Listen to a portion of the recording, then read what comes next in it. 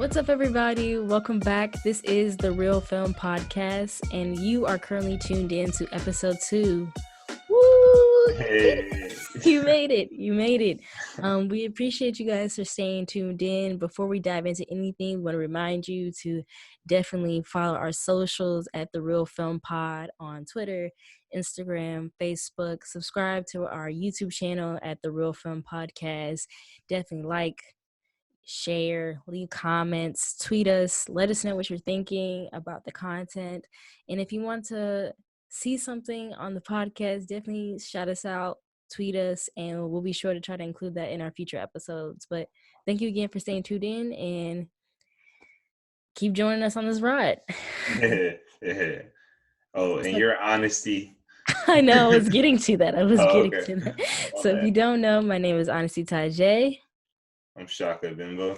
And we are so incredibly happy to have you guys with us today. We have a lot to cover, so let's just get into it. Hey, bro, side note, 2 things real quick. I hate how you're taller than me in this thing. And the second, I'm never saying my last name on this pod ever again. It sounds so like weird. Never again. Hey, I told you. That's why I use that middle name. We got the finesse to it real quick. Oh, you're so cool. Congratulations. I am. I really am. But no, we're going to just start off with our first category of the day. And it's, oh my goodness, I'm drawing a complete blank, y'all. It's what's hot. That is our category for today. We got a couple of things. We're going to start off first with the Amazon original movie, and that is Selah and the Spades. If you don't know what that is, I'm going to give you a brief rundown of what the series is about. The movie is about. It is about 5 fractions that run the underground life of Hadwell School, a prestigious East Coast boarding school. At the head of the most powerful faction sits Selah Summers, walking the fine line between being feared and loved. This is a really great movie, you all. If you have not heard about it, you definitely need to tune in, look it up real quick. We got some really notable actors and actresses. Jarrell Jerome, he is, of course,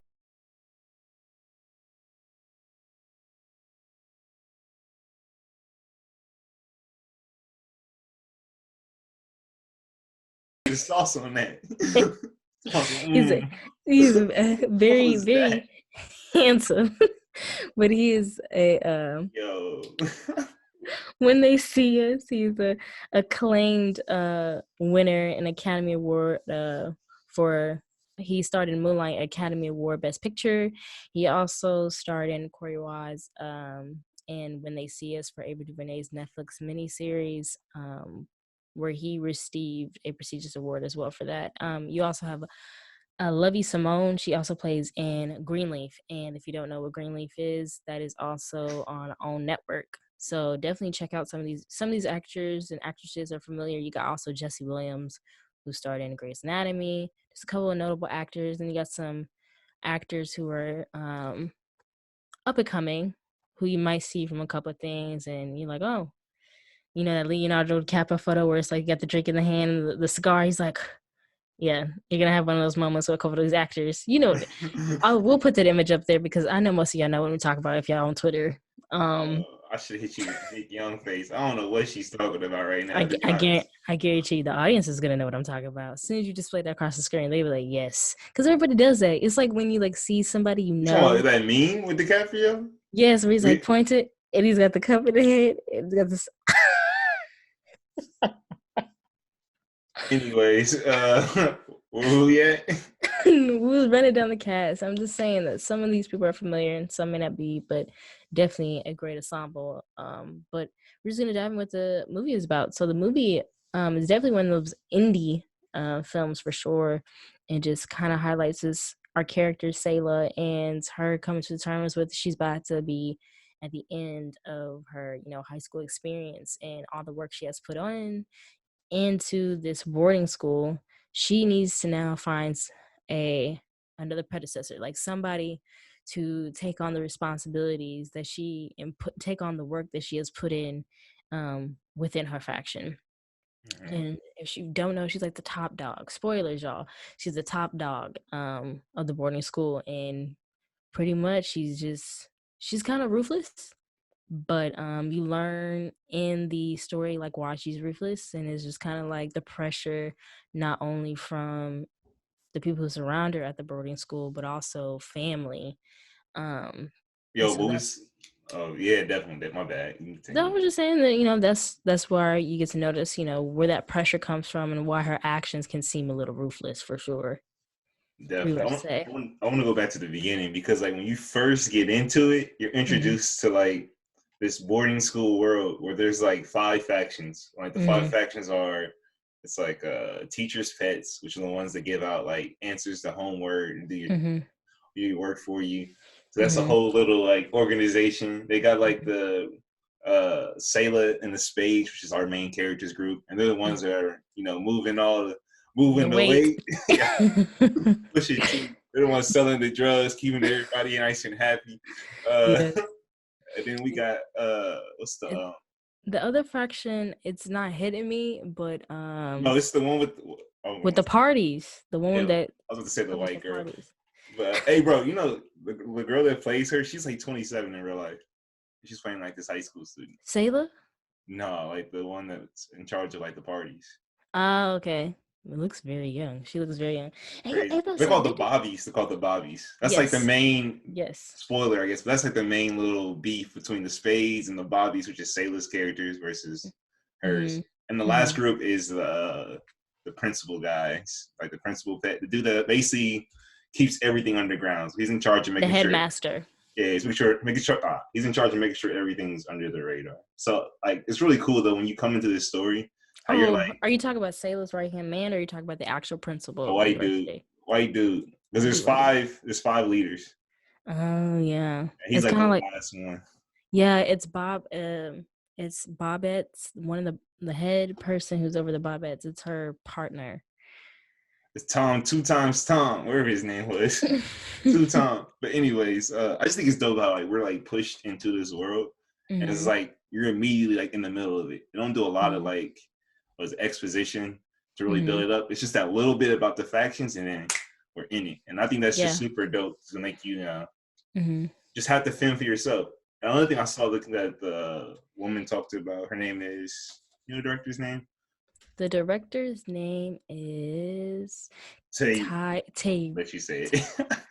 Tarisha Poe. I know she talked about how when she was like, trying to get this into production after it was written, a lot of Mm-hmm. people wanted to like switch it to the focus of the new girl. So this is a new girl, her name's like Paloma. Mm-hmm. And so she's new into this world. So naturally you would think that you would follow that character as you explore this world with them. Mm-hmm. I just think it's interesting that she chose to start with like the top dog and we're Mm-hmm. not like we're going from her perspective as if we already knew about this story. So that's pretty Mm-hmm. cool. I think it's also, like you said, interesting. And I think it works because we're getting the sense of we're following somebody who is losing that power that they once Mm-hmm. has. Not even like the sense of power, but actual power being at this boarding school. And it's also having to come to grips with that. Okay, they're transitioning out of high school, but into college. So where like the whole idea of having an identity and having that power, she's having to start all over again. And, you know, there's even been talks about in the past when they did come up with her grooming somebody to take over her responsibility. As soon as that possibility of somebody actually taking on that role and possibly doing it better than her, she couldn't come to grips with. And I think that was very interesting. Like, yes, we do get a sense of like Paloma's character and her relationship with Selah. I think I like the fact that we're more so focused on Selah, and it's really just the focus of somebody losing power. Like, there's no question that they're gonna lose, inevitably will be losing power, and that's what I really like about it. And the cast is diverse; it's super diverse, which I No, love. definitely. I think that whole like losing power is like a consistent theme Mm-hmm. because the story is really about like her like control and her losing control, and as she loses control, like she loses control of her situation. So when Mm-hmm. she's not in control, like she goes crazy. But it's kind of cool to see like that's kind of a direct like hand me down from her mom because her mom is Mm-hmm. the one that's on her grades. Like every time she calls, it's a serious conversation. Mm-hmm. Selah gets real like I don't know what the shut word. down. She feels small. You could tell she Yeah, feels small when it comes to her mother. And that's probably where she gets that whole power complex from. Her definitely. her mother has that complex of wanting to be in control. So she's literally been in complete control of Selah's life. So we can only assume by like the information that's presented is that her mother was the one who forced her to be in that boarding school. Her mother is the one who's ultimately forcing her to participate what she's participating at the boarding school. And we're seeing also that her mother's also trying to be in control yet again by choosing which school her daughter will end up in for college. So that's definitely where she gets her power complex from. And you can even on the screen when like she's actually in the presence of her mother, she kind of shrinks and like she's hesitant in approaching her mother. She shrinks in regards to like her posture. When it comes to like phone calls with her mother, the whole tone changes. You could tell there's just a whole disconnect between her mother and herself. Definitely, definitely. Yeah. Last thing I had about the actual like story Mm-hmm. was like the relationship between Paloma, which is like the new girl, and Mm-hmm. Selah. Mm-hmm. Like obviously you said that like Selah kind of takes a liking to her like immediately. Mm-hmm. And that happened too, like in that one scene in the gym where like she's taking pictures and Mm-hmm. like Selah's like head of the cheerleading team and she's kind of Mm-hmm. explaining stuff to her. But Mm-hmm. remember we saw like that montage where it's Mm-hmm. like they're doing like moves and then she's talking, it's in It's a and out of montage of, focus. so like she's giving a whole monologue about, young girls, especially when Yeah, they're in their teenage years, and how they're constantly being told that they're not in control of their bodies and themselves. And she's basically giving a monologue about like when you have that power, like when you finally grow into that, having that power and control of yourself, hold on to it as much as you can, because the world and the people that surround you are going to constantly be trying to berate you and take that power away from you. And so it's a direct correlation to what she's facing outside of course the cheerleading squad, which is with her mother constantly trying to take that power away from her, the Bobettes, them constantly trying to take her position away from her, and then her homeboy, which is Jerome Maxey, who's supposed to be her right hand, boy, you know slipping. slipping on so many occasions, like not having the books together, somebody Bro, being able to get the books, selling the wrong amounts of goods to folks, and his frustration and being sloppy is making her also lose a sense of power and control, not even over the faction itself, which is pushing the weight, but like their relationship with one another. And you can even mm-hmm. see that if she doesn't have control over not even just her position and the power dynamic she has over other factions, if she doesn't have a control of the relationships that she forms with people, it also kinds of create a crack into this well put together shell that she Or presents. psyche. No, Yeah, definitely. for sure. And I think that's what's also interesting about her relationship with Paloma, is because like the initial relationship between Paloma and Selah is clearly infatuation. It's clearly infatuation by Paloma. Paloma is infatuated by Selah, how she presents herself, how she presents herself as this well put together, all cheerleader, A+ student, well known. But then you also see behind the scenes that she's the lead in regards to delinquent or illegal activity. So it's that, and then it's also just like we see Selah's relationship with Palomas is almost like kind of predatory in nature, not like in the physical sense, but it's more so like she had looked towards her in the sense of, she can bring me something to the table, I can gain something from her, I can gain something from the relationship. And that's just honestly her teaching her how to move in the Mm-hmm. boarding school, so she can take on that responsibility, so it doesn't feel like her legacy is lost It's after funny she. you say that too because I feel like there was like this whole like under. It's like was it this a word for it? I'm being a bad film student guy, but there's like an understory or whatever about like their relationship where it seems like there's like going to be like some kind of like I don't know, Mhm. like sexual connection or something there. Yeah, intimacy, a level of intimacy for sure. But then Sailor has a speech about like her basically saying I'm asexual, but not having the words to say it.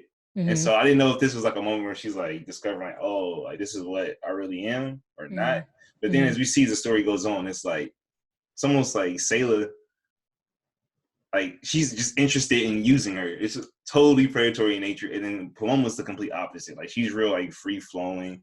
Like, Mhm. you know what I'm Really wants saying? to make sure everything she's doing is perfect for Selah. So at one point, she even gets on Maxie at the fact that, of course, he's slipping.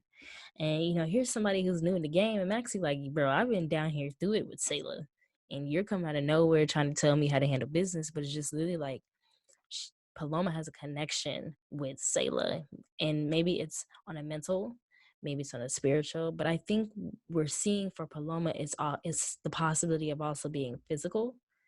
Mm-hmm. But with Selah, she literally communicates like, because she even asks Paloma, have you ever done this and that? And Paloma's kind of like, yeah, haven't you? And Selah's like, no, like I've never been physical with somebody. Like I just don't have interest in it. And I'm glad you brought up the term. I feel like she gives off the vibe of potentially being asexual.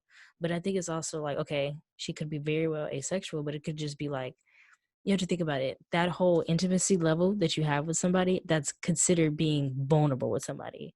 And that's Yeah, she's not able to and I go to don't think that she's point. able to go to a sense of But she vulnerability with tries to at somebody. times, or she didn't try to, but she's like in that state and she tries to like hide it. And Paloma's Mhm. like, nah, it's okay.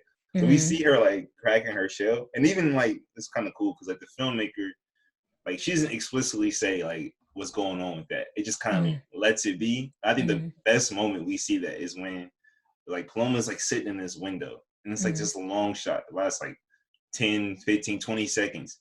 And we're just sitting there. And then the very next shot is like nighttime. And we're in Selah's room and she gets the card from Paloma. And we hear like the Mhm. voiceover. We don't actually see the cards. We just like hear like a Mhm. part of it. So we barely even know it's her.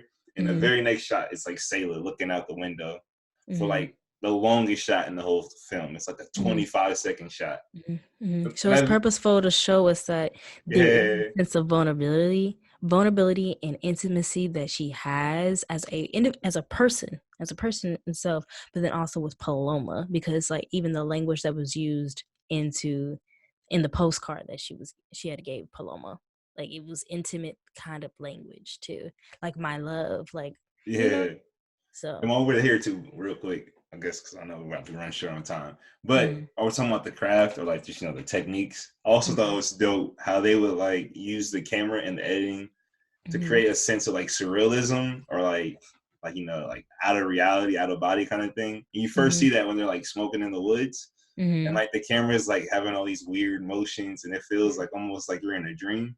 And we Mhm. see that again when it's Selah and Paloma in like the theater, and it's like these Mhm. like red strings, and they're in and out of it, and like she's trying to Mhm. get her to like basically beat up this dude for snitching. Mhm. And finally, she brings herself to that rage, and like it's like poetic almost how it's like flowing. So I think Mhm. it's really dope how they did stuff like that. Mhm. And I And think what? this is also really cool that they didn't actually show us her having to do the act. I think it was Yeah, just the aftermath of like Paloma having to step outside of herself, but literally stepped outside of herself for Selah and I think showed they did that though. how much she was connected to her wife. I feel like if we would have seen like her actually hitting this dude like that was like taped up and stuff, Mhm. we would have lost the intensity of the moment. Because I feel like who knows how realistic she looks like punching this dude, Mhm. and B, there's a potential for it to be kind of funny. So I think it's Mhm. really dope how they kept like the intensity by just showing you like her beat up knuckles afterwards. Because that was Mhm. at the point of the film when I was like, before I was kind of like, oh, they're selling drugs, they're doing Mhm. this, whatever. At that Mhm. point, you realize, like, oh, nah, like Sailor's really willing to go all the way with this. Like she's really out here like a kingpin, like Yeah. legit. But I think it's also too, I think another reason why they didn't show us was because at the end of the day, I feel like even after that, we still considered Paloma being an innocent person, being a Mm-hmm. vulnerable person. But her direct actions that she just did beforehand was nothing of an innocent person, nothing of somebody who was vulnerable. She had full well opportunity to like walk away from the situation, walk away from Selah, but it showed like that that desire and that connection that she had with Selah literally just controlled her conscious, or her to be able to consciously understand that this was wrong. Clearly putting hands on somebody is wrong. putting hands on somebody who was like begging for you not to, and then they're tied up, so they have no way to defend But themselves. what's worse, that or snitching? I don't know. Like, bro, kind of deserved it. I don't think he was. I don't think he was snitching. I think he was the one that like he had in his possession The the book, books. He had yeah. in possession the books, so it was just kind of like theft, more so theft than snitching. You know. Hey, do you feel like, all right, my last thing on this whole film is I feel like this film did a good job of building like a sense of momentum and Mm-hmm. like intensity as we got all the way up to the very end when they were like at that like the prom thing. Mm-hmm. I kind of feel like that was at that point that they dropped the ball only once. But like it's kind of big because I feel like they put all this momentum and there was no payoff. The Like, end to the yeah. end. Okay. Are we Okay. doing like complete spoilers? I feel like we kind of are. Spoiler alert, y'all. I mean, I'm already established in the beginning, you know, so I just feel like at the end, okay, so I feel like all the momentum, it was a perfect opportunity to put up all that momentum for the focus to be on Paloma and her physical well being, when, like, in reality, like, everybody was focusing on Paloma's well being and not recognizing that Selah was suffering mentally, like, just suffering. And that could have been just like a point where they could literally done something as tragic, because here she is going to the edge of the ledge. You can clearly That see was, bro. you could clearly see that she's willing to jump. That She's was willing. the only part of the film I was like, this is kind of cringe. Bro, that's like, I feel like I've seen that a million times. So the character goes to the edge of like, oh, I might really jump, and she doesn't. Like somebody That's calls it. that's that's what I'm saying. That's what bothered me. Is just like in the midst. I feel like they could have done it in a way to where like Maxie's like, oh my gosh, like trying to make sure Paloma's okay, and then it doesn't even they don't even recognize that Selah's gone because like Selah's jumped. That could have been a great way to just been like emphasize the fact like the mental and the physical fall of like somebody in power, and they didn't do it, and I was a little disappointed, but like I get what they were trying to avoid, I suppose. Yeah, I feel like at that point, shit, just because they were kind of hinting at the fact that Sailor's kind of a monster. I feel like she just totally went in on that. Either Mm-hmm. have her completely be a monster and really like F over Paloma's life, not that I want Mm-hmm. that to happen, but I feel like that would kind of go with the Mm-hmm. what's going on, or like I don't know, or just totally like dig deeper into like what's really going on and some kind. I Mm-hmm. don't know, bro. I just wasn't very satisfied. Yeah, I'm not gonna lie, I was a little disappointed with the ending, but overall the movie is great. It has a Rotten Tomatoes rating of 90%, I believe, at this It's moment. amazing, great movie. So really good. Definitely indie vibe. Like, when people say it's a vibe, it's one of those it's a vibe, I guess, type of films. It's like an Anderson, a Wes Anderson feel to it at times. Yeah, You pick and up on that? what's great is features a diverse set of cast members, which I really, really enjoy. So definitely check that out. But moving on to our next What's Hot topic, hashtag What's Hot. We're gonna be talking about something that's really popular right now, especially during quarantine, where sports is not something that's going on right now. People are talking about The Last Dance. So if you I'm gonna let Shaka take the lead on that one, because he's the sports fanatic. You got the league podcast for basketball, so I'm gonna let him Hey, take the lead on that one. and we back at it in the fall when the league comes back. We got you covered. Nah. So as most of you guys know by now, The Last Dance is the Michael Jordan documentary, a 10-part series, hour Mm-hmm. each episode. That's airing Mm-hmm. on ESPN right now. It goes over Michael Jordan's last season with the Bulls, and it was '97. And so this is Mm-hmm. after winning 5 championships. They're going for that sixth one. Mm-hmm. And ownership has told Phil Jackson, like, yo, we're not bringing you back. And Mm-hmm. Mike's basically said, if Phil's not coming back, I'm not coming back. So they went Mm-hmm. into the season knowing, like, hey, this This is is gonna be it. the last dance. And That's literally what they so, called it, the last dance. hey, and so some smart guy had the forethought, foresight, Foreshadow. Is it foresight. I thought it's foresight. okay? I'll let you have Whatever. that one. To film it, like to get the cameras rolling. So they got all this footage. So it's amazing just to see like this unfiltered. I mean, it's even like TVMA on ESPN. This unfiltered look at Mike, like unbuttoned, like it's dope. So as a non-sports person, you know what I'm saying? Me personally, I don't know a lot about the Mike stories, but Mhm. as a non-sports person, do you feel like you're getting like into the story? Yeah, I actually do. Like, I am definitely not a sports like a sports fanatic. And even then, like the sports that I do have interest in aren't necessarily like hardcore NBA fan. So I don't know too much of the ins and outs and the facts and the history around it. Like even when they do the trivia's, I'd be like lost.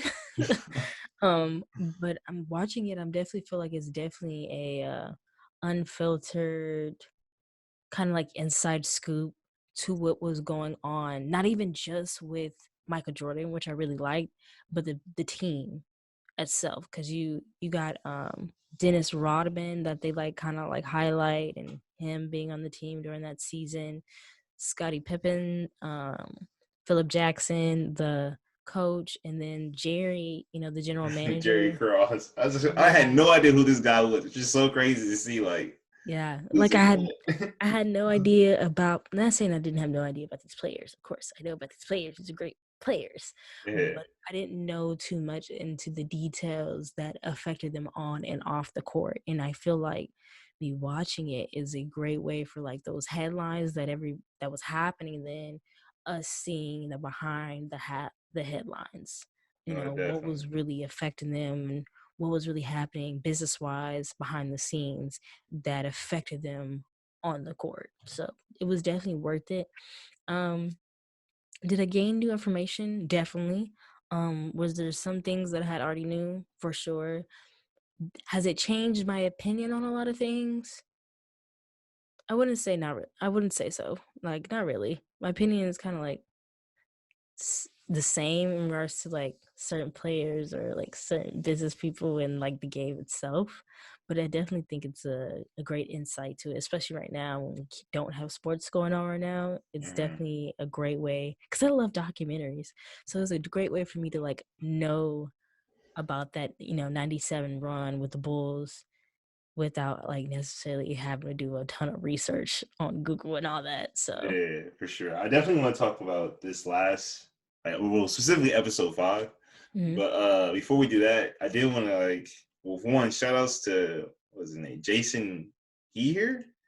He's done a lot of like 30 for 30s, like UFC type stuff. So he's mhm, directing this, and he's joined. Actually, I think it's just him or somebody else is like a major person too. I forget her name, but shout outs to them because they pushed this up. It was supposed to air like in June or July, and because of all the coronavirus stuff and the pressure put on them mhm, by some very important people, they mhm, decided to go ahead and put it out mhm, now. So I guess mhm, it's really not even done yet. So they haven't finished episode 9 or 10. So they're really kind of mhm, just piecing this together as they go, which is pretty mhm, crazy. But mhm. on that note, what do you think about the format? Like, so it shows like obviously the 97 season, but Mhm. most of it's like flashing back throughout Mike's career. Yes. And every time a teammate joined the team, they would spend time to like, all right, this is this guy's story. We're going Mhm. like back and forth. I think that's Yes. pretty crazy, like of a editing timeline. So what are your thoughts on how that's handled? So, okay, it's like it could be a little distracting for me because I'm the type of person who's just like I feel like I'm a lot of viewers at times where I have to really just sit myself down and just to watch something like wholly no distractions, none of that. And a lot of us right now have a bunch of distractions. So it's kind of like hard for me to be like, okay, what time frame are we in? Like, are we in 84, 85? Oh, we're in 97 right now. So yes, like it is a little distracting how we're going back and forth, back and forth. I really wish that we can like seamlessly go through things, but I guess I'm understanding that a lot of the stuff that was happening in 80s is directly affecting his decisions in the game in the 90s. So that's why I kind of like I understand, but it just shows that this is something you have to pay attention to. So if you really want to know the ins and outs of what was going on, like the smallest of details, you need to really pay attention to it. Like I like the idea of giving me, the 80s, what was going on in the 80s and then what was going on in the 90s, specifically 97, 84, 85. And then you also give me the present day interviews for those situations. Mm-hmm.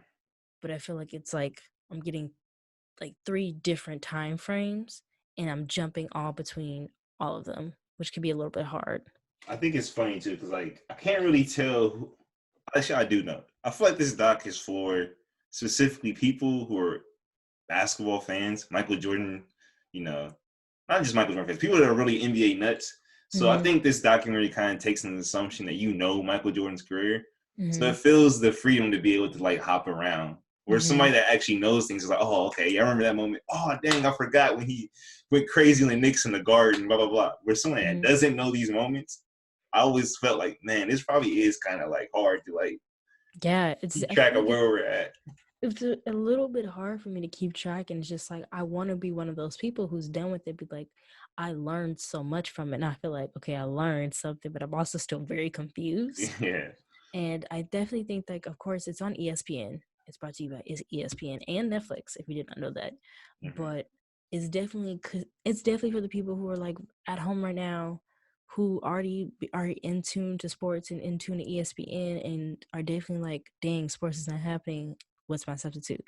Why not watch something about the one of the greatest players of all time, Michael Jordan? The And greatest, the GOAT. yeah, and so it's also just like also another opportunity for people who were around in those times, like living in those times, going to those games, who were kids, growing up during the Michael Jordan era, to really, like you said, have those moments where it's like, oh, I remember that. Oh, I forgot about that. I remember it was like this and that. Whereas for me, it's just kind of like I'm literally just getting snapshots of stuff that was happening, you know? Mm-hmm. Man, so I definitely want to talk about what happened in this today's episode. But this just reminded me, like, it's also cool, like, I feel like they're telling it as if we're going back in time at Mm-hmm. points and we're like reliving the moments. Whereas I feel Mm-hmm. like some other docs are more like it's a book. It's like, all right, well, in '92, Mike Mm-hmm. did this. So like Mm-hmm. for someone who obviously I was born like in '94, so I wasn't conscious for like that second string of I was born championships. in '97, so the Yeah. last dance era. So it's kind of like, what? So it's kind of like I know some of this stuff, but I don't really know it. I know from perspective of like I read the stats, I've seen Mm-hmm. like the box score or the box scores, but to Mm-hmm. actually see like the actual news stories, the Mm-hmm. actual like interviews from back then, like in Mm-hmm. order and different Mm-hmm. times, it's kind of Mm-hmm. crazy to be like, dang, I didn't even know like the magnitude of this moment.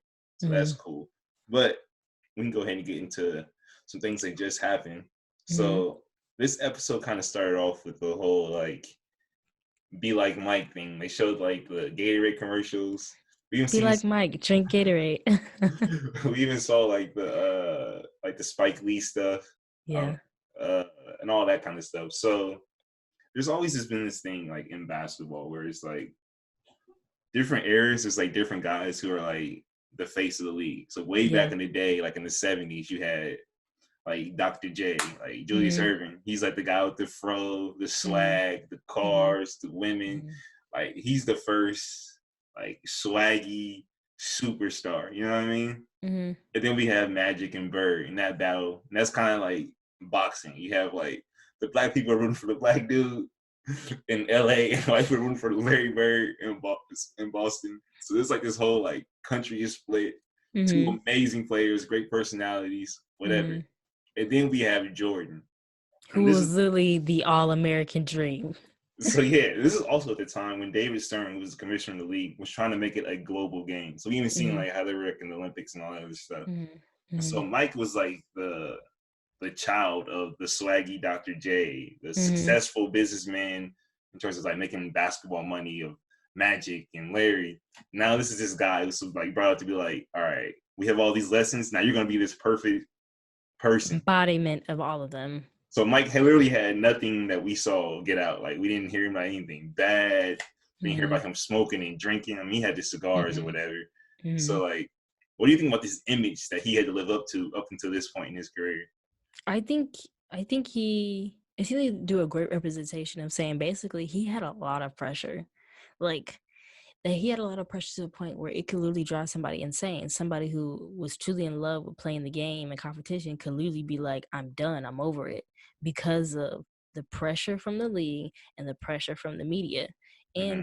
And, at some point, the controversy about his gambling career, Yeah. or not career, his gambling, and them trying to like finally they get something that's We negative got him. about him. Like I said, we got him. Finally get something negative about him, and it's just like they're running it to the ground.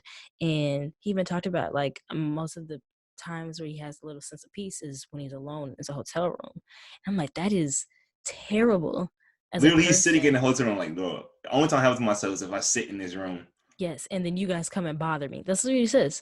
So it's just kind of like, dang, that is a lot of pressure from one person to have, not just for one day, not for 1 week, but for years. They said he As was the biggest icon in the world, not just sports. Like, no, he was like they're going to different countries, and different countries are rocking USA t-shirts, like USA, Michael Jordan t-shirts. People are begging him for autographs, begging him for billboards in abs. Barcelona. Yeah, like he is literally the biggest name when it comes to sports, and then especially when it comes to NBA. So it's that pressure, and it's just kind of like you don't want to mess it up. And so I think that one thing they just really did really well of was also highlighting the fact that he didn't try to mess it up with like what was going on in his personal life. So no drugs, no alcohol, cases of infidelities, all that. You didn't hear about that. But then it was also just kind of like he didn't want to mess it up also with saying something that somebody didn't necessarily agree with. And that's what they also talk about politics and his opinions on that. And he's definitely one of those people who's kind of like, I don't know nothing about that. I'm just be quiet. I'm just sitting back. I don't know nothing about that. And it's just Yeah. like I feel like a lot of people have definitely noted that when it comes to Michael Jordan, and noted that when it comes to like being frustrated with Michael Jordan. So I feel like he did definitely face a lot of pressure to be only also too was 30 years old in 97. Was it 97? He was like the Oh, last dance. He was like 30 years old, I believe. I'm not sure. I like could be he's like very, very young. 32. He was in his early 30s to be dealing with all of that. And just think that Literally, started when he was in his like early 20s. So it's like, yeah, you're dealing with the pressure of trying to be perfect since you first like played like almost professional basketball. So like starting off in college and then transitioning to professional basketball. So that's a good 9, 10 plus years of trying to keep this perfect image. when That's a lot. everyone around you isn't. You see, like the Is first it? episode when he's a rookie, his rookie year, he's like He's, 21 years old. he's He saying he goes going to hotel rooms, seeing lines of people like, doing cocaine, I people never seen none of this in my smoking. life. And Yeah. you gotta think these are like millionaire. Well, back then they weren't getting kind of bread they get now, but these are rich people, so they have access to a lot of stuff. So for this young kid to come into this, Mhm, and he's like the third pick in the draft, superstar, mhm, NCAA mhm, champion, and mhm, like man, like, mhm. and what did he do? He Walked took out. like, who does that? Me? Yeah. What? What's cracking? Shut up. But And that I'll give shows. you 30 in the morning. Shut up. That shows his mentality though, because he even said it too. He said, My thought process right when that happened was like, whoa." But it was kind of like, I need to get out of here because they can come in here right now at any moment and raid, and I'd be just as responsible as these people are, and I'm not even doing that. That shows his mindset. He He's has a like, I mission. don't. He's on a mission. He doesn't want to mess up.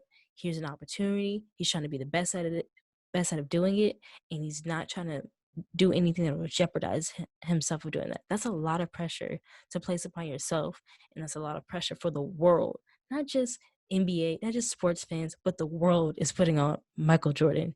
Like you can literally be somebody who literally did not really like sports or anything like that, but Michael Jordan had become such an icon off even off the court that it was just kind of like you even had opinions of Michael Jordan and didn't even like follow him for his career. So And that kind of leads crazy. into the whole Michael and the support from the black community. I know, like, okay, we know that Michael Jordan isn't necessarily the greatest advocate of social justice and stuff. And I know, like, when we talked about this off air, you mentioned that you thought, or which a lot of people would agree. I think even Mike would agree to some of this. Is because he didn't want to, like, say their own things. He's all this pressure.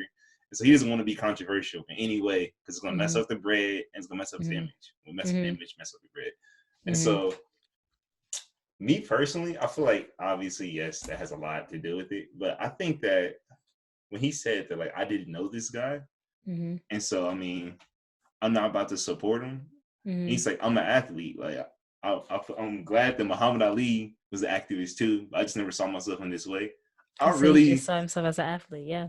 I really believe that. Like, I really believe, like, in his head, like, it's okay just to like work on your craft and just Mm-hmm. worry about that. That's what allowed him to be the greatest of all time. He's literally like obsessed with basketball, Yeah. and so I think that while I like, think it's interesting too. mm, I wanted to pinpoint that this interesting too because, in a sense, rest in peace, Kobe Bryant. Kobe Bryant was very similar to that. He was that's just his kind of like, big bro. I'm not an activist, I'm an athlete. So like I don't have opinions on this. And then if he does have an opinion, it's not the opinion that people want. And so it's always that controversy around it. So he's like, maybe I should just be quiet and just stick with the stuff I know. So it's just like I get it. I get the whole point of like you being an athlete and of course you don't know this guy. This is not from the state, you're living in, you're currently playing for. So why do you have to? But I think it's just kind of like I feel like there's an undeniable pressure. There's an undeniable responsibility that Black or artists of color have on themselves when it comes to representing their people. And it wasn't just like, oh, the guy, the senator, potential senator candidate, Gant, was just a rando and his competitor was just another rando. No, his Yeah. competitor was clearly a prejudiced person. Yeah. His actions was showed that he was prejudiced and showed that he was not for people of color, was not for the impoverished. And it's just kind of like, here's somebody who is you're literally being faced with what is right and wrong. And you're literally saying, I don't want to say anything about the right and wrong because I'm an athlete. So it's just kind of like he literally said that a lot of people were disappointed in him for it. A lot of people. I think that's kind of crazy too, because like LeBron's little slogan right now, his company slogan with him and Maverick Carter is more than an athlete. Like, that's his Mm-hmm. brand. So it's Mm-hmm. kind of crazy to see the evolution Mm-hmm. now, where it's like LeBron's really involved. Although I do, Mm-hmm. whatever. I think LeBron, that whole thing is gas because we don't see LeBron talking about Mm-hmm. presidential candidates. You don't see LeBron talking about things that are controversial. He's still pretty safe too. I don't think so. I think it's just kind of like I don't think so because definitely he has definitely said things are controversial. He's worn things that are What? controversial. He's worn Black Lives Matter T-shirts. He's worn Trayvon Martin. Those are considered controversial topics. When we talk about Black Lives Matter, for a lot of people, that is still considered controversial. That's where the whole "shut up and dribble" thing came from when people were talking about LeBron James. Was because he was very vocal about the struggle of Black lives and like in regards to police relations. So I don't think you could say he's definitely straddling the line. He's definitely done more in the sense that I can say vocally in comparison to Michael Jordan. I do think also that's a symptom of the times. We're in a different Mm-hmm. time now where I think athletes have the ability to really be on Twitter, to really be out here, their own Mm-hmm. media companies. Back then when Mike Mm-hmm. was doing it, literally you play basketball and you're supposed to Mm-hmm. go home. It's not Mm-hmm. like you're this. But I do think my whole point with LeBron was just like, not to get this on LeBron, but I will get this out there. I think that he's safe controversial. Where he says things that he knows, like he knows when you look back in history, this person is wrong, and he knows history is going to reflect that, right? And he Mm-hmm. knows these are topics where it's like this person is being prejudiced, racist, whatever. But where I think that a guy like Muhammad Ali is different is like Mm-hmm. Muhammad Ali didn't go into the war. He dodged the, you know what I mean? Things Mm-hmm. like that, those aren't safe Mm-hmm. controversial. Those are like, Mm-hmm. bro, to He this was day, willing to lose his titles to put like everything on the line. Like, everything on the line because he believed and undoubtedly that and he did no not be supportive of and that no war. athlete should have to do that. I'm just saying is when Mm-hmm. we talk about people being like activists and really like being controversial, I do Mm-hmm. think it's a little disrespectful to the athletes that really were Mm-hmm. like even like a There's a basketball player that was just very as like activists like that to a point. They like like push him. Kareem. Yes, they They didn't push push. him out, but are you talking about Abdul Reem? What was it Abdul Reem? What's his name? He's a Muslim dude who legit got blackballed in the NBA. Yeah, blackball from the NBA, like literally pushed him out because he was so vocal about Black struggle, being Muslim and a Black Muslim at that. Yeah, So so I definitely want to don't create get a me wrong, separation there between the there two. is levels. You got like there are levels of people who are just like, I don't want to speak on it because I'm just an athlete, I'm not an activist. Then you got those who are like, I know this is wrong, I'm an athlete, but I also can be very vocal about something that's wrong. And then you got people who are just complete, I'm an activist, I'm a human being, I am for human beings before anything. I know I'm an athlete, but I'm an activist. I was gonna say it too is you saw the whole China controversy with the NBA. Did you Mm-hmm. see that when Daryl Morey, who's the Rockets GM, basically tweeted out support for people in China who were kind of struggling with their government and freedoms and stuff like that, and Mm-hmm. LeBron basically was like mad because he did that because basically he messed. LeBron's the biggest athlete in China, dang near like that's Mm-hmm. that's the NBA's second biggest market is China. So Mm-hmm. basically, he cost LeBron millions of dollars. LeBron was basically mad Mm-hmm. because of that. Instead of we look back at history, obviously the right point is to be with the people of China. So what the dude Mm-hmm. did wasn't bad, just in terms of business, it hurt everybody's money. So that's those Mm-hmm. times we see like, I don't know. But anyway, not about that. I do want to say that while I said all that, I still am like, I want to celebrate LeBron. And also too, I don't want to be hard on Jordan because I think I think people get caught up in the fact that like he's not on the front lines. He's Mm-hmm. never gonna say anything controversial. He's never gonna say anything approaching borderline controversial. He's not. He's gonna be safe. But Mm-hmm. I think when we criticize that, we get into that whole idea of lumping all Black people in one category Mm-hmm. and making it feel like we all have to have the same opinions. I'm willing to bet a lot of money that Mike's opinions on life are not in line with the most popular opinions of most Black For people. sure, but it's not even just like what That's Black in why he's support of not what's talking though. Black, That's why he's but not talking.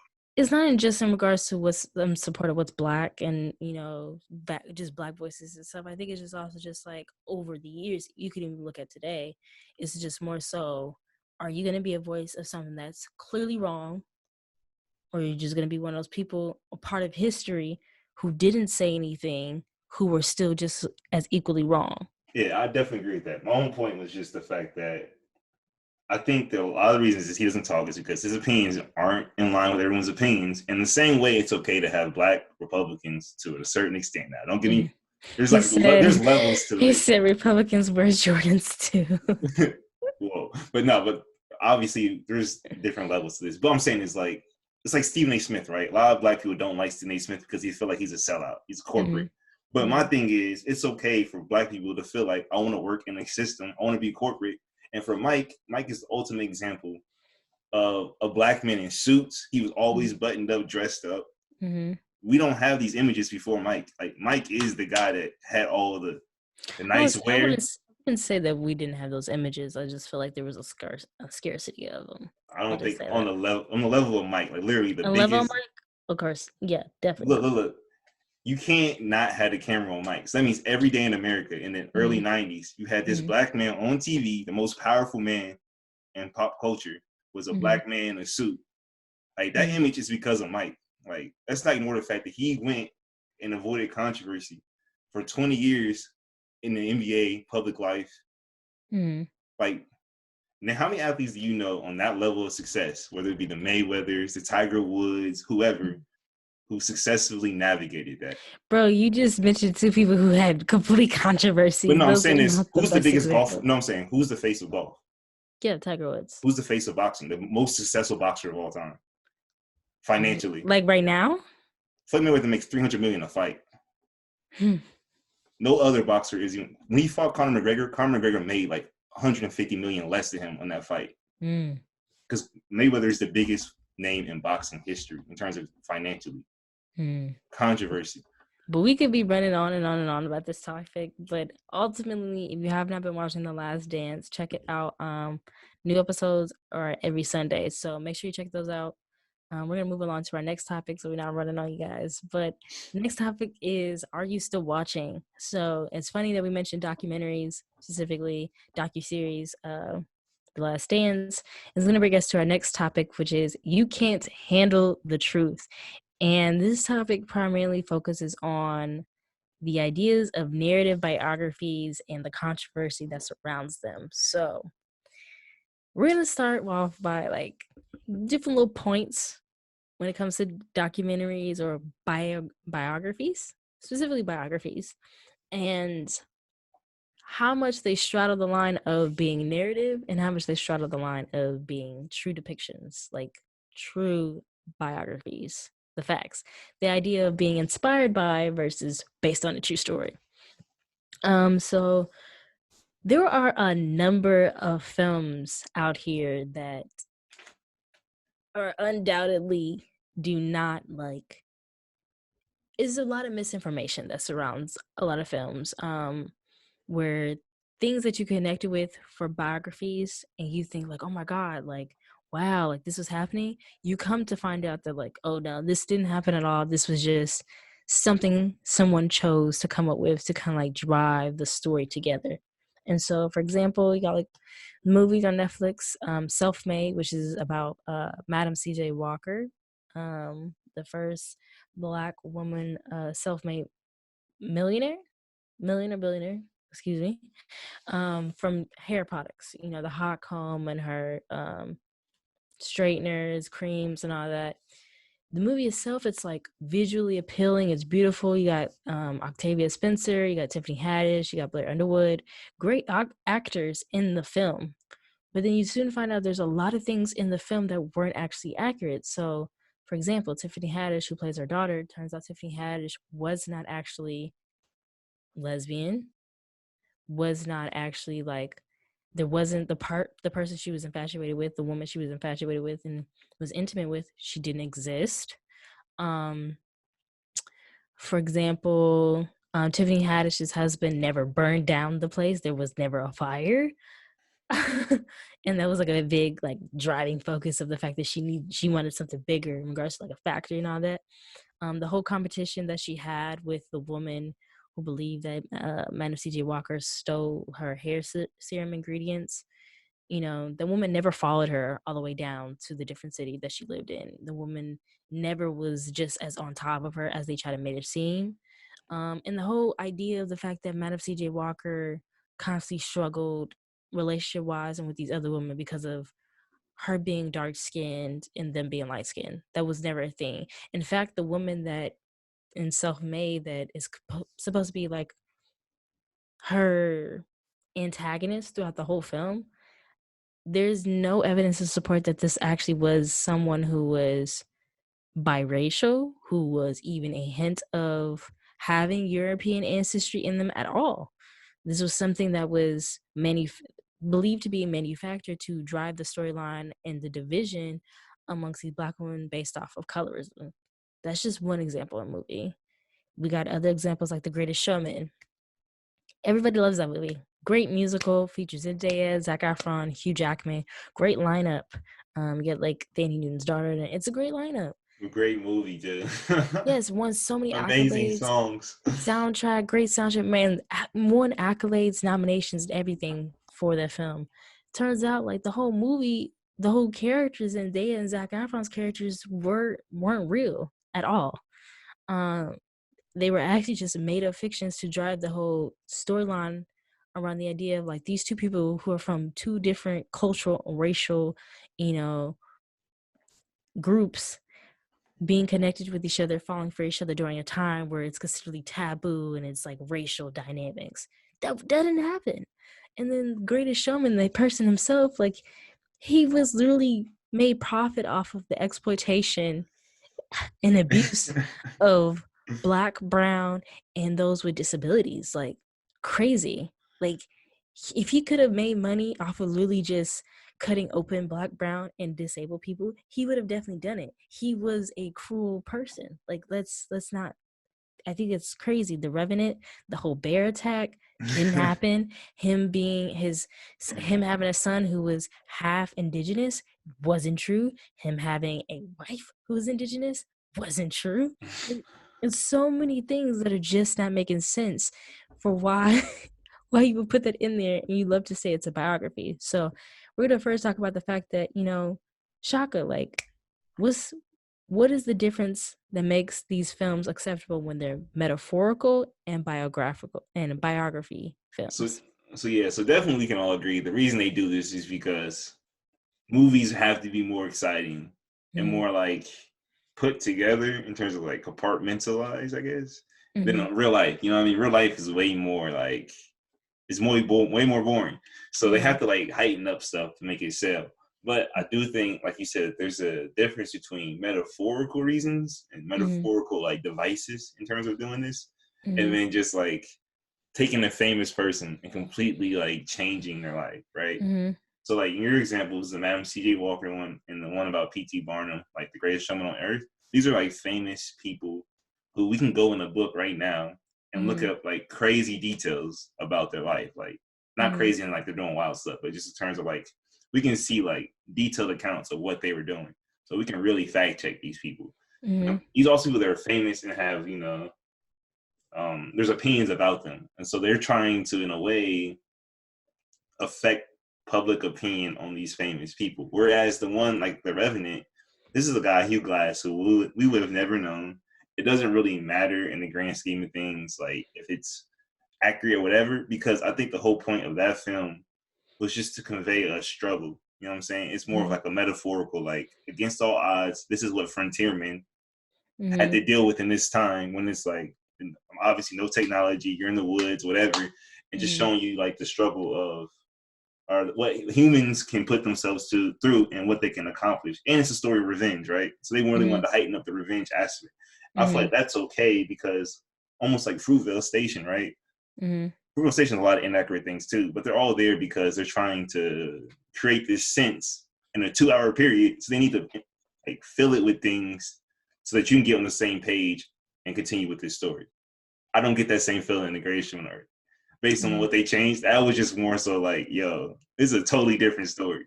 Mm-hmm. You said the same about the Madam C.J. Walker one. I don't know. I just feel like I get the idea that it's like it's okay because they're metaphorical and they're not trying to be true depictions, but like just don't say it is, you know? Like don't hype up the fact that it is a biography or anything like that because Didn't they change it it though? Like based upon a true story, and then there's another one where it's like, inspired by a true story yeah, where it's like and this then is true not. story. Yeah. Inspired by is probably like the best terminology when we think of like something that's you can't take it for face value.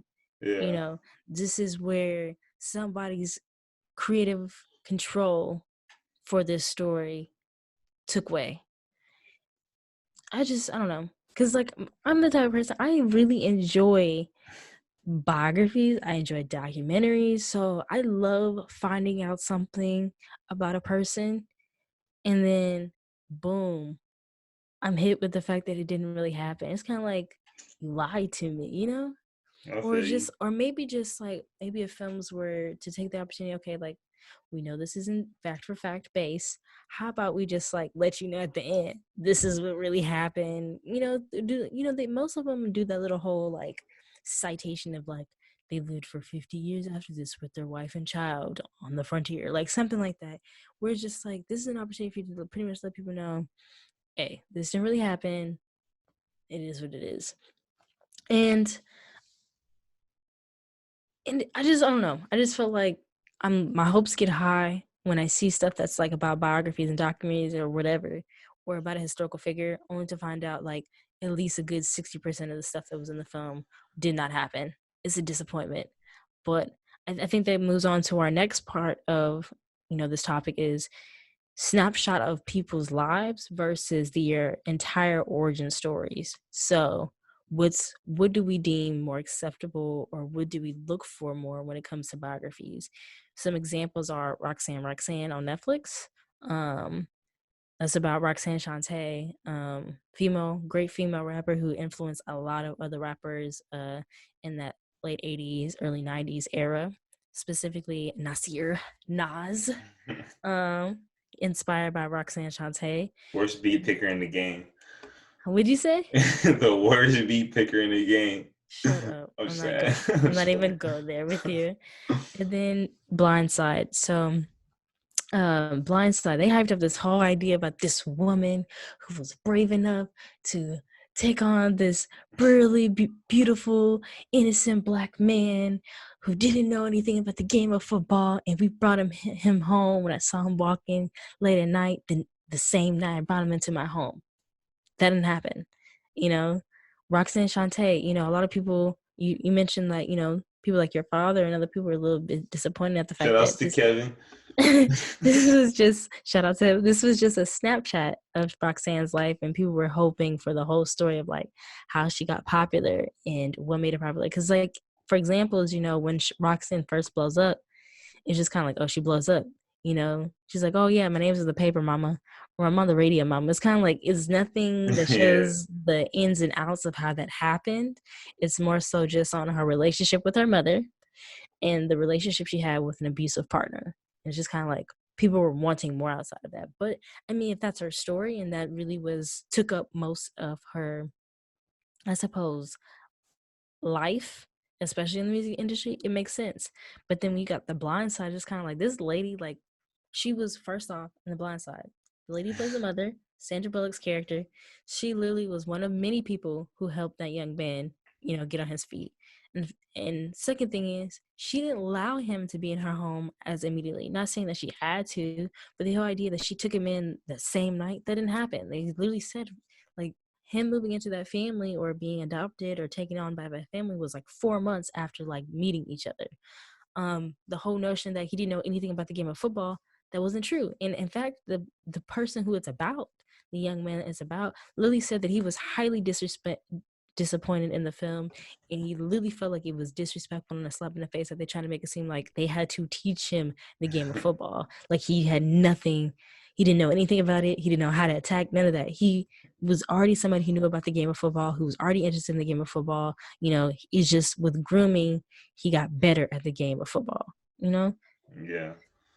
I don't know. I think that, well, there's a lot of issues with The Blind Side in terms of just like accuracy and then the Mm-hmm. whole like white savior film thing, which is a problem. So yeah, but Mm-hmm. I do think it's interesting to see like, because even with the Roxanne Shante one, like fans of certain people want to see like this timeline account of this person's life to where they can go back and relive these moments, kind of like Mm-hmm. the Jordan documentary. But they Mm-hmm. don't take into account, unlike the Jordan documentary, this is not like a show or a series. So there's Mm-hmm. not 10 hours of footage that we're about to see. So they only have 2 hours to get across a point, a message, Mm-hmm. something. Mm-hmm. So it's a lot easier and a lot cleaner to take like a slice of someone's life or a Mm-hmm. major theme, and let's just focus on that instead of Mm-hmm. doing everything. I think another example would be like NWA, like the Straight Outta Compton movie, Mm-hmm. which I know we have another category to put that You into. can lead right into that. Lead right into that category. Yeah, so with that one, obviously they do show a little bit of like when Dre was a little younger before it popped off, Mm-hmm. but most of it's really like, well, there's two sections. Like, there's definitely the grind, but a lot of it's really like when they're famous already, right? And it's just Mm-hmm. easier to like tell a compelling story. If we're gonna go to the most exciting part and just stick there for a little bit, Mm-hmm. so I get why they do that, and it's just trying to find that balance Mm-hmm. where like the audience and fans of this person are satisfied. You know what I mean? Mm-hmm. Mm-hmm. But with the NWA movie, the other things with that one are, The semi-autobiographical films, creating positive lights of the subject matter. so obviously with this one, Dr. Dre and Ice Cube had a pretty big part in it. I'm pretty sure Dre is a producer, and so he may have been. There's a good chance he was financially involved with the film. I know Mm-hmm. he was on set because I remember a little behind the scenes when dude was DJing. He was like, "Nah, nah, nah. This is how we used to get down back in the day." So Mm-hmm. he's like directly involved. So Mm-hmm. I think there's an inherent issue when these things happen because that person feels the need to sugarcoat their part of the story. Mm-hmm. So I don't know how you feel about that, but are you less inclined to go see a film when you know the person it's about had a part in making it? I'm not less inclined. If anything, like in the past, when it was unbeknownst to me that a lot of people were like removing certain aspects of their lives, um, I really enjoy the idea of the fact that, like, if there's a documentary or a biography film or whatever, that the person who it's about or the subject matter it's about has a direct hand in it, because it's like they're literally giving me the first-hand account of what it was like for them in those experiences. So I really enjoy movies like that because, for example, like Straight Outta Compton, when that first was coming out, I was like, oh my God, they're creating a movie about NWA and Ice Cube's a part of it. Ice Cube's son is starring as himself in the movie. Dr. Dre is going to be a part of it. Like, they're hyping it up. I'm excited for it. But then it's just like, it isn't until after the movie you watch it and then you hear about the controversy around it. It's pretty much just kind of like, dang. So you were involved in telling your story, but you didn't tell the whole story. Like, you might as well just left it up to the other people, you know? Yeah. That's how I feel Yeah. about it. Because to be quite frank, I mean, there was controversy about Dr. Dre's past in regards to like his relations with women and them being physically violent or mentally abusive. And I think it was very interesting and it was purposeful on that production's part and maybe him, but it was purposeful to not highlight his past transgressions of being violent with these women, specifically the mother of one of his children. So I think that was very interesting. In fact, like in the beginning of Straight Outta Compton, we see that the woman who's like, I'm fed up, I'm done, I'm leaving you. She's actually the woman who was like being fed up with this being a violent relationship in the presence of their child. So she was just like, I need to remove myself. And it was just kind of like they showed that, and then that character was done forever when it came to the topic of Dr. Dre and his life with an NWA, which was very interesting, you know? Yeah, no, definitely. I think it's funny too, because like I know like when this Michael Jordan documentary was like about to come out like a week away, there was an interview where Mike was like he was getting second thoughts. He was nervous. He was like, I don't know, because y'all gonna see too much. I don't want people to like think. Dislike me. He said, especially because you know the whole like he's super competitive and I don't want people to think I'm a monster or whatever. But as you see, like with the Michael Jordan documentary, half the time we already know. Like we already know about Dr. Dre's stuff. Like we already know about that. And so if people already accept you and they know that, yes, there's gonna be people that are reminding them like, dang, I really can't rock with you, bro, because now I'm seeing it for real, for real. I can't ignore it. But chances are, like, by diving deeper into the story, especially if you're a different person now, which I really do think, like, based on what we know about Dr. Dre, not that it He's was ever grown. right. He's grown. Michael Jordan, okay, he's still kind of crazy, but I think seeing that growth in the person is also powerful. And if you really believe that you were wrong for something back in the day, shouldn't you want to like let people know, like, yo, like, don't make the same mistakes I did? That's like the complete evolution of growth, in my opinion. When you can look back and admit that you did that and help the next man from not doing it. You know what I'm saying? When you're still like, I want to hide this, it means you know you're wrong and you don't want to live up to it. So I think that's what's my frustration with it, you know, with films like Straight Outta Compton and that whole like hiding something, because when it's better to just be upfront and honest about it versus somebody literally writing articles about it or somebody having a movie come out about it to highlight your actions. Like there was a movie about I don't really know her name. I keep missing her name, and she had a very like a mini Val's voice. It's very soft, and the movie is called Surviving Compton. I'm gonna look it up for you because we I want talking to. about Dr. Dre's ex-wife, Yeah, were they married? or I I don't know they know. were dating for sure. Um, Surviving Compton, Michelle. Michelle, because it's a Michelle but apostrophe L-E. But Surviving Compton, Dr. Dre, Suge, and Michelle. And it was just her literally, it was more so the documentary was centered around her and the fact that she had an abusive relationship with Dr. Dre. And just like that movie came out a couple of years after, yeah, it came out like a couple of years after the Dr. Dre film. It's just kind of like, bro, if you would have just been honest about it in the beginning, then like when movies such like this come out, it's not a shock to the audience, you know? No, definitely, definitely. I get why they don't when they do it though, obviously. Mm-hmm. But it's one of those things, like you said, like when a person's involved, A, you know, they have consent to make this film. B, you know, they have a greater chance of getting it right. But Mm-hmm. it's like there's also the negative that like if this Mm-hmm. person's too involved, we might go the opposite direction. So it's Yeah. definitely something to really pay attention to. We have Yeah. another category in this. No, Another we definitely hit everything. I guess my final note was just the fact that like it's better to be upfront and honest, and then the people that were fans with you to make the decision to still support you than to not and give off this vibe that you're being sneaky. Not saying that people who were part of these productions were sneaky, but versus giving off the vibe that you're potentially being sneaky and withholding information, and the audience being like, I don't know if I really want to rock or support with this person because they're shisty, you know? And once you want to, like, if you know it's going to come out, this is 2020. Like, yo, as soon as you put that movie out, and if there's something that you try to hide, Mm-hmm. there's gonna be a movie about it at this point. Like, Mm-hmm. And surviving that's compton. exactly what happened. That's Wouldn't you exactly want what to tell happened. it, get out ahead of it, and tell it in your own words first? That's what I would Mm-hmm. want to do. Like, I would want to, like, look, I know it's gonna come out regardless, but let me go ahead and address this.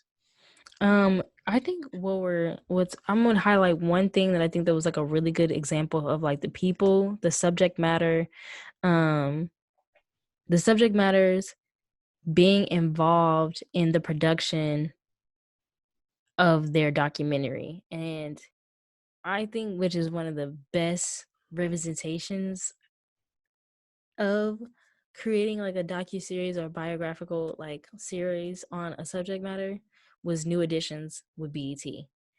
All of Mm. them were involved. Isn't that a All of them. show though? A series? It was a series. It was like a 2 to 3 part series.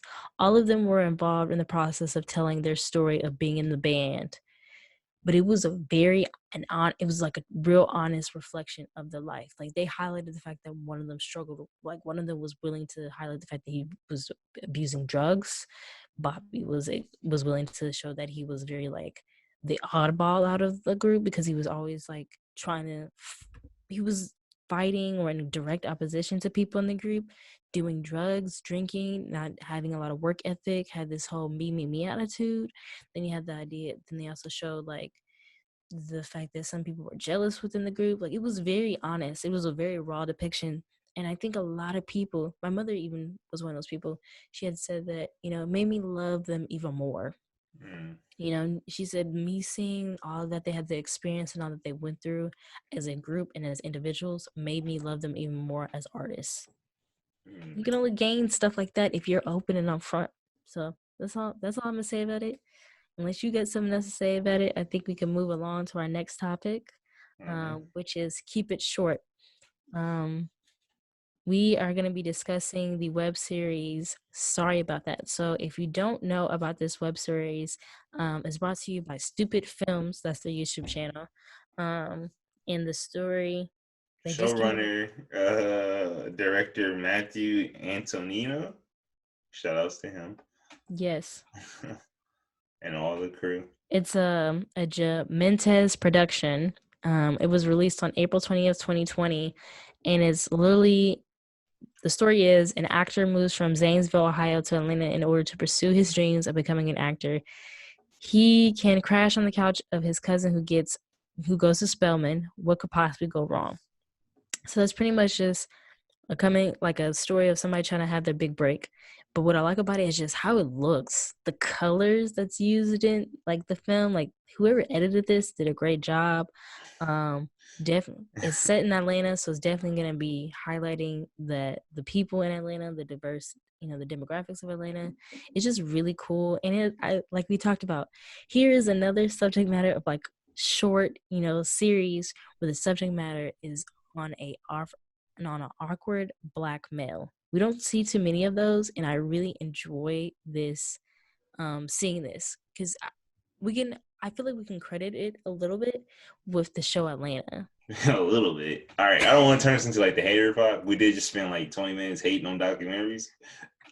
Side note, all those documentaries we said, I don't know about the blind side. I haven't seen it in a long time. But when I first saw it, and I was a little more ignorant, it was really good too. But all those Mm, films are really good films. So shout out to like yes, all the people that made them because they did their job. We're just more so talking about like the the narrative and theoretical, being whatever. true. Yeah, Same thing with this. Like this film looks dope, or this web series looks dope. Like he said, the colors and stuff are great. popping. Yeah, all that stuff is dope. But in the shots and everything, like it looks like a really good. Like I think I seen somebody say, this should be on Netflix. Like it had a whole review on YouTube about how this should be on Netflix, and it should be. Like it's definitely good.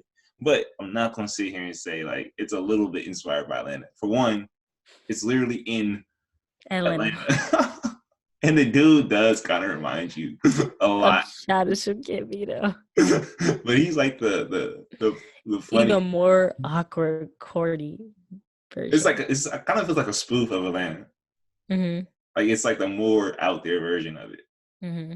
So that's my only like this is like if I had never seen Atlanta and I wasn't really hit to all that and I just seen Mm-hmm. this, I would be like literally like all over this. Like this is Mm-hmm. so dope. This is amazing because like the craft of it is dope. It's Mm-hmm. just the story. Mm-hmm. One, I'm not really into the story. I'll be honest with you, but I just love the way it looks and I love like the execution of it. So I'm like, oh, this is Interesting. worth watching. I think the story Mm-hmm. is kind of shallow. When I Mm-hmm. first had a first class with you back in college, right? Mm-hmm. Media theory, or whatever. You and Philip were talking all this Atlanta. What did I say? I don't remember. That was This years is ago. yes. I was like, yo, everybody in this room, like, I'm gonna paint this scene. So it's a classroom, a white teacher, all white students, three And black 3 black kids, kids. all sitting in one corner by each other. These two, her and Philip, we might have Philip on the pod one day. Of course, they're being loud all the time. Whoa. That was not the case. Perpetuating all stereotypes. No stereotypes for perpetuating. I'm back there being chill. I mean, being cool. I say chill. What is that? Being I cool. don't know. Too cool for school. I'm chilling. Until there's one point when they start gassing Atlanta because they feel the need to support black films, I feel like. We talked about that in the last episode.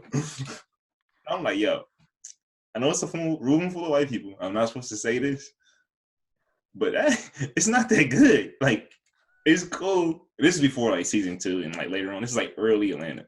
So I'm like, yo, it's not that great. So when I see this, I thought Atlanta wasn't all that to begin with. I'm kind of like, y'all, he is being disrespectful. First off, what? I want to plead the case of me and my friend Philip. We were not perpetuating any stereotypes. We were cool. We just, if we had opinions, we was willing to provide the opinions. Hey, if you just say if they take a poll, who was the most late person in the class, the most consistently, or just skip, who would win that award? It was definitely not me because I was always I would always show up on time. You're a serial skipper. How was I a serial skipper, but I was the one who literally did so well in the class I didn't have to take the final. Says the person who literally was. You didn't have to take the final. Yes, you did. No, I didn't. At Eichel's class? Oh, we were talking about Eichel's. Bro, this is a long time ago. This is before. Yeah. This is before holidays. Okay. Eichel's, I didn't skip because I couldn't skip Should in we be saying their names like that? Ooh, you can blank them out. I was never skipping that class. I was never skipping that theory class. First off, I might have been late. My classes were literally from one end of the campus to another end of the campus. So I had anyways, because you're on BS. If she knew that ahead of time. But back to the story. That's the story. I mean, you're a hater, first off, because Atlanta was really good. And I think it was just one of those shows where just kind of like better. I feel like it was one of those shows where it really wasn't about nothing, and that's what made it cool. It was just like, first, we get all this all the time. We see shows that where it don't be like us, and it be people who literally are doing nothing. The whole plot is them doing nothing, not being about nothing. Then we finally get that with Atlanta, but we're getting it with like people we recognize, Childish Gambino, and you tell me to not support it? Like, first off, the show was hitting like color-wise. The story was hitting with like diversity. The story was hitting with the whole idea of like this guy who's trying to make it in the rap game, and he's like everything about him doesn't show that he's hard, but he's trying to present himself as a hard rapper. We need to have a whole discussion on Atlanta, because if it was really about him trying to make it in the rap game, that one would be crazy. But it's not about that. No, but it's not just the first 3 episodes. It's not just about that character trying to be a rapper. It's about every person who's connected to the team in some sense. So the producer, the manager, the hype man, the girlfriend of the manager, it's about all of them. So you can't it's not just about one, whatever. We're supposed to be talking about, sorry about that. No, I'm saying, because low-key, real quick. I think the thing with Atlanta, and sorry about that, is when Atlanta got really into that whole gag thing, we're like really trying to get to the next gotcha thing, which I think sorry about that kind of does at times. It's not as good. But when Atlanta started to focus more on like topics, like their best episodes are the ones where it's like, this episode's clearly they had a message. Like it was less about the actual story. That's where it shines. You know what I mean? Like the episode with Cat Williams and Gator. Like those episodes that are like way off the storyline. Those are the ones that hit. And I got a feeling with sorry about that, we're about to get some of that. Even with the preview I saw, I feel like they're really about to start hitting on some like little social topics. And I think that's what the story really pick up. Because I think for me personally, I don't really connect with the characters for real. You know what I'm saying? And I feel like I've seen this before. I definitely get the vibe I've seen this before. I can't say I connected to the characters yet because it was like, how long was the episode? The episode was like less than 20 minutes. It's the pilot. Yeah. And like, so there's no way you really connect with the character yet in a pilot episode, I feel like. But all in all, it's definitely worth checking out and forming your own opinion. It's It's titled really good in terms of Sorry how, about yeah. color grading and all of that, how it's shot. Like, it's really good. It's worth checking out. The woman, it's a woman who writes it, like a beautiful woman who writes it. So definitely diverse Hey, as far as web behind the series scenes. go, I would say it's definitely like if 10 is like the greatest web series of all time, I would say it's like, in terms of where I'm at right now, I'm at like a 7. So it's really worth watching. Like, Okay, I high give it a recommendation. 7. Right now, for where I'm at, is at a 7. Episodes come out every other Wednesday. So episode 1 is already out. Preview for episode is 2. Preview for episode 2 is already out. So definitely tap in. It's Stupid Films is the YouTube channel. The show is called Sorry About That. Episode 1 coming to Atlanta. We're gonna move on to our next keep it short topic, and that is Wale's music video "Sue Me." I'm about to hate on everything today, I guess. Oh my god, y'all! It looks like I'm everybody's advocate today. Oh my goodness. Okay, Wale's music video "Sue Me." If you have not seen it, the song is pretty cool. It's more so the focus of the music video is supposed to give the alternative, like an alternative universe where the racial dynamics and the racial like oppression is different. So it's flipped to where Black people are not necessarily the oppressed, but they are the oppressors. And white people are the ones who are like the demographic who struggle financially, in the judicial system, physically, all of that. And it's just Wale taking these real life situations that happened in our time and flipping the race of them. So you got the Starbucks incident where the two Black men were just sitting in Starbucks, minding the day, and then the barista had called the police on them, and the whole Starbucks controversy around that. Black men being disproportionately in the prison system, even though we make up the smallest percentage of population wise, and the smallest percentage of people who actually like commit crimes. And it was pretty good. They actually had a couple of actors, one main actor in it. If you haven't seen Honey Boy, the protagonist who plays Shia LaBeouf when he's like older, his name is Lucas Hedges. He also plays in Waves, that A24 film. He stars in Wale's music video "Sue Me," and it's also directed by Pierre Moss, forward-thinking fashion His designer. name Kirby Gene Raymond, but Pierre Moss is his brand. Yeah, but I like calling him Pierre Moss. I mean, Okay. if he would rather be called Kirby Jenkins, I have no problem calling him that. But Pierre Moss, just when you hear it, it's like oof, you know, it's got that oof Yeah. to it. But it's directed by him, so definitely some names you may recognize. Directorial debut too. I think he did pretty good for a directorial debut. What is your thoughts on it? Because you said you're gonna be hating on everything today. No, it's super dope how it looks. The concept is amazing. Acting. It said I thought that was the kid from Ozark. Am I tripping? No, that's not the kid from Ozarks. Does he not look like him though? Does not look like I'm him. talking about, I'm talking about Ruth's brother. Does not look like him. Oh well, I can see where you're thinking that, but that's not him. Okay, okay. The whole That's time I thought not. that was him. Like, yeah, No, what this actor's the is Lucas Hedge, and the Ozarks actor is. I'm gonna look it up for y'all so we can get I'll let you get everybody's this name. while you're looking up that. I think it's dope and everything. My only issue was just like the end, how they try to Mm-hmm. tie in the whole coronavirus in the prison thing, which is obviously something that needs to be seen. And while he has a platform, and when you have a film, because it's a film, it's not really a music video, it's a legit like short film. It's as dope as this. You're gonna get the eyeballs to where people are gonna see that too. So I Mm-hmm. get the thinking behind that, but I do think that it watered down the story. I'm really big. If you don't know this, you'll get to know this. I'm really big on momentum in films, right? I'm Mm-hmm. really big on like doing something and then getting a payoff in the end where everything snaps and hits home. I thought we were Mm-hmm. at this point and we left that storyline and started Mm-hmm. talking about something that is associated with that, but not on the Mm-hmm. same path. And I feel like they could have hammered home that point. That's my only Mm-hmm. critique. Yeah, I just And it's feel Wale. like I'm not the biggest Wale guy. So the musically, I wasn't really feeling it, but whatever. people hate on Wale. I'm sorry, people be hating on you, Wale. They don't give you credit. They gonna be mad when you're not here, and they all of a sudden they want to gas you up. I'm telling you right now, you deserve credit I while you're won't here. do that. I You promise you. deserve your roses while you're here, and I'll be more than happy to give you your roses while you're here. I love your music. Shout out to your music, but I will say I'm not gonna lie. The It, video footages at the end. did not really make sense to me for the music video as a whole. Wasn't it random? Like, I was It confused. felt very random. I didn't really get them. Like, I don't get me wrong, I love the idea of you bringing awareness to something, especially something that affects our people. But I feel like it was completely random in the sense that was happening in the story. Because one of two things happens. Either A, you get caught up on that and you forget all this like intricate, I won't say intricate, but there's all this like metaphorical stuff, but you have to Mm-hmm. really focus on for it to hit home, right? Mm-hmm. Either you forget about that, or you're still caught up on the story and you see this, you're just like, whatever, and you ignore it because you're still talking about the story. When things Mm-hmm. don't relate, it's like you have to pick one to think about. You're not going to think about both of them. Mm-hmm. So So I like didn't get my it. thing is, if he could have like, so in the scene, like the character Lucas Hedge plays Otis, I think. No, that's in Honey Boy. Oh God.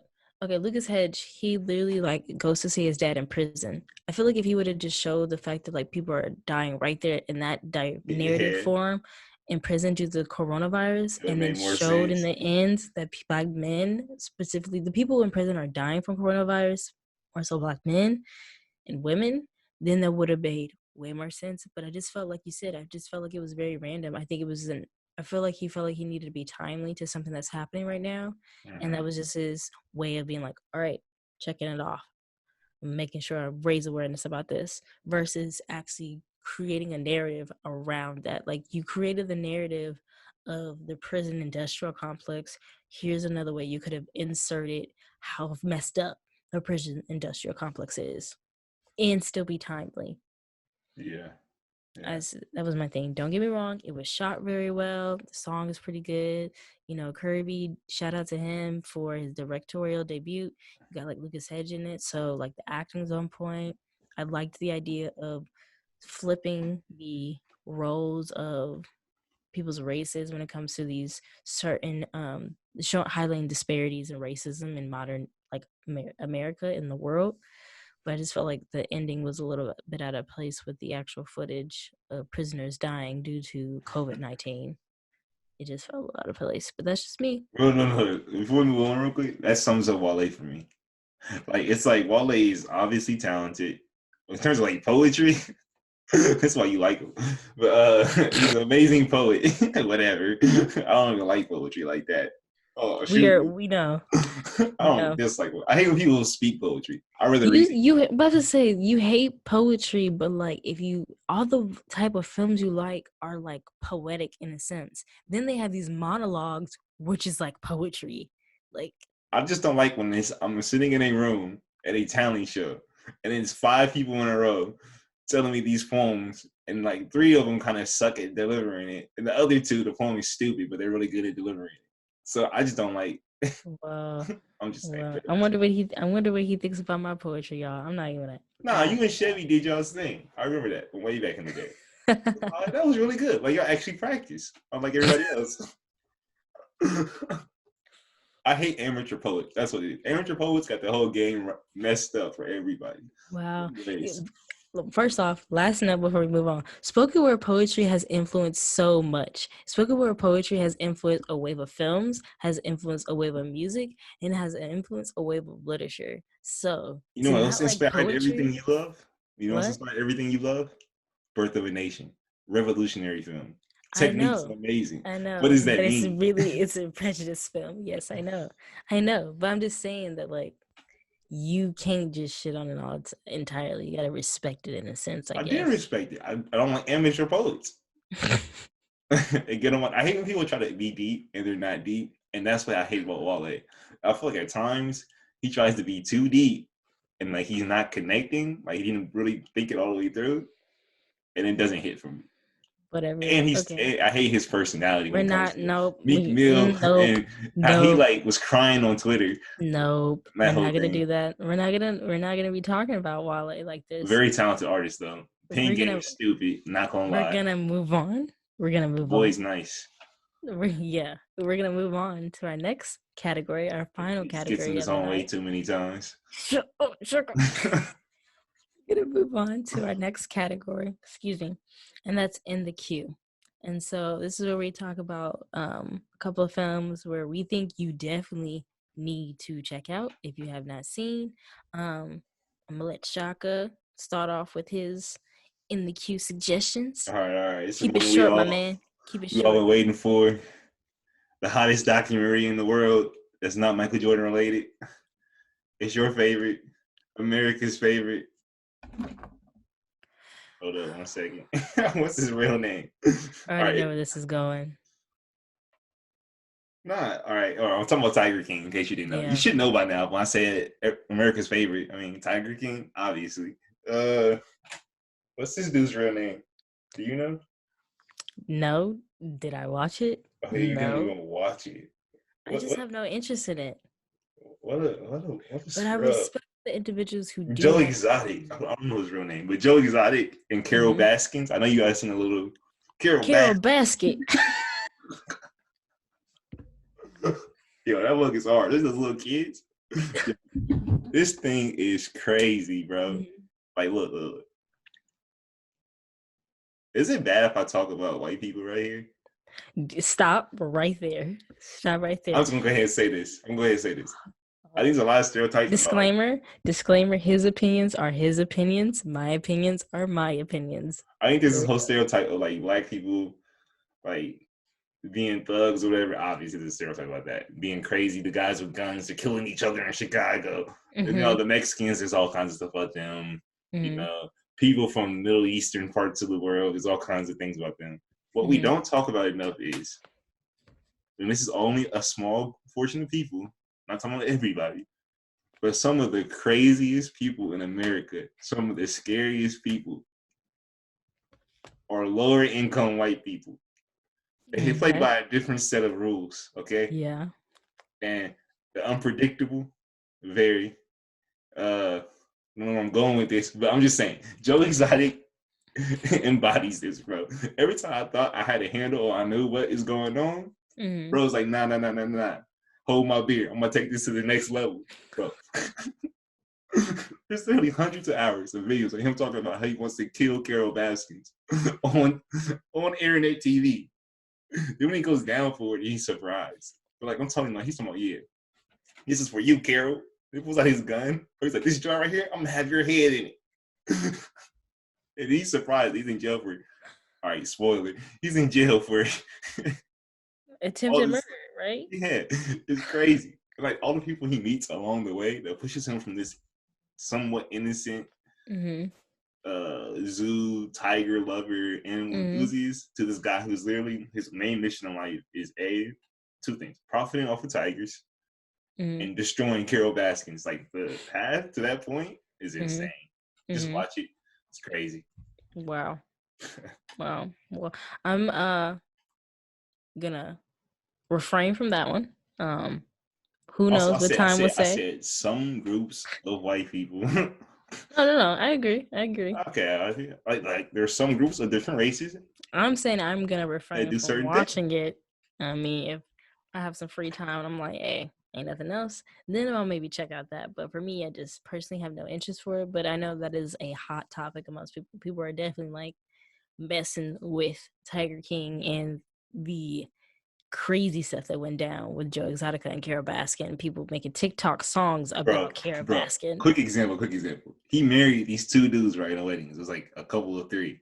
Turns out none of them were. Only person who was gay was him. Now, gay, what you do, whatever. We're not getting to that. It's just crazy the fact that like he had these people who are living with him for 8 years. They're like, yeah, I really wasn't gay, but he manipulated me or like pressured me. Master manipulator, yeah. Crazy. I heard about that. Definitely heard about that. Well, my suggestion is for in the queue. I got two. One, I'm gonna keep it real short. It's called Black Story Presents Your Attention Please, and that is on Hulu. It is a 3-part mini series, and it is documentary, and it just follows different Black people in different industries, whether that's tech, literature, film, fashion, business, and how these young Black people are innovators when it comes to, pushing the game or anything. And I think it's worthy checking out, and I think it's also worthy checking out because you learn something new about these young Black professionals, but it's also really cool in how they present their stories of how they became these successful Black professionals. You get it in an animated sense, you get it in a short film sense, you also just get it just firsthand interviews, which I really love. So definitely check out that. And my last suggestion is The Room. The Room is a Shudder film. You can check it out on Shudder subscription, or you can check it on Amazon Prime with a Shudder subscription. And it is crazy. It is a thriller, and it's about this couple who move to this new town. They move in this house, this old house, and there's a room in the house where they have the ability to literally ask for anything, ask for a thing, and it'll manifest. And it's just kind of like, what's worse than a person that can't have attain anything is a person that can have anything they want. And it's crazy. It's definitely a thriller, psychological thriller, crazy, worth a watch. I don't want to spoil it for y'all, so those are my 2 suggestions. Definitely worth a watch. You got anything else, Shaka? Nah, man. Hey, if you're looking for something else to watch, go ahead and hit footballia.net. Go ahead and look at some old Chelsea highlights, Didier Drogba, mid-2000s. Amazing. Catch up on some PSG, Neymar Jr. Amazing. Oh, wow. Okay. Hey, soccer is the greatest sport in the world, guys. This is our time For to sure. catch up. I agree. Definitely one of the greatest sports of all time. That's what I was talking about when I said I don't know too much about sports. I mean, the type of sports I'm interested in, not everybody's interested in, and for me, that is soccer. But Amazing. amazing sport. One of the greatest sports. But that Y'all are concludes. weird. Who? Y'all are weird. You like soccer? I don't think the funny part is a lot of people. I think there's a misconception that a lot of people don't like soccer, when in fact, like, a lot of people like soccer. It is one of the like most like financially like lucrative sports out there, international sport. Yeah, just not in America. Yeah, international sports. But yes, that concludes our in the queue category, but that ultimately concludes episode 2 of the Real Podcast. We thank you all for joining us today. We appreciate you taking the time out your day. If you haven't already, please be sure to follow us on our social media accounts at The Real Podcast on Twitter, Instagram, and Facebook. If you haven't done it already, subscribe to the YouTube channel. You subscribing means the world to us. If you like what you see, if you like what you hear, leave comments. You could definitely check out this podcast on different platforms, audio podcast platforms, at The Real Podcast. And we're excited to make future episodes. Shout us out. Let us know. Share, comment, tweet, repost. We appreciate you and we thank you. I'm Honesty Tajay. And it's your boy. You follow me, ShockB94 on Twitter. I'm trying to get that up. You know what I'm saying? Peter, don't hate me for saying this. Free Exotic. Whoa. I'm joking. You can stay locked up. You did some crazy stuff. Since you want to throw his socials, I'll throw my socials. It is Honesty Tajay with 2 E's. Follow me on Instagram. Follow me with 1 E on Twitter. And that's a wrap, y'all. We appreciate you. Thank you, and have a good day.